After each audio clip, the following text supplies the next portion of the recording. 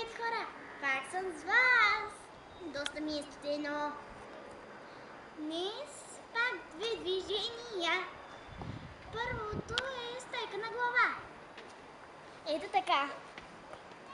Горе. А второто е гумен крак. Той изглежда ето така. Да започваме. Първото е стойка на глава. Първо се слагате лакътя върху малко под коляното, а другия лакът на бедрото. След това си поставяте ръцете на земята, изпъвате другия крак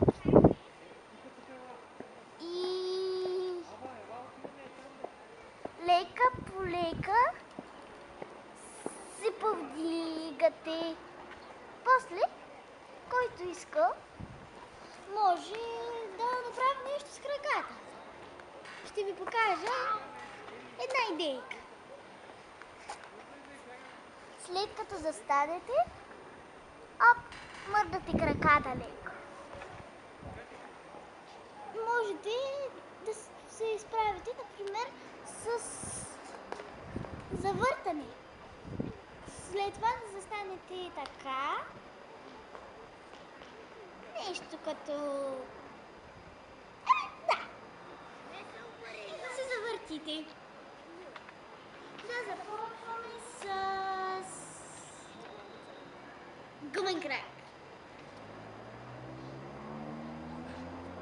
Първо се слагате крака, стъпалото зад коляното. След това, както сте напред, почвате лека по лека да се завъртате с приклякане. Приклякате и накрая, когато вече не можете, ви заболи кракът, падате. Слагате си ръцете отпред като опора и си оставяте стъпалото да си е зад коляното. То не се маха оттам.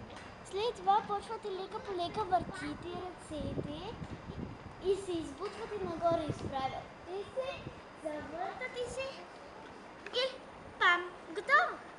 Сега да направим стоенето на глава веднъж с краката и завъртането нагоре и гумен крак два пъти. И да започваме. На стойката на глава първо клякате и после така започвате. Хайде! 1, 2,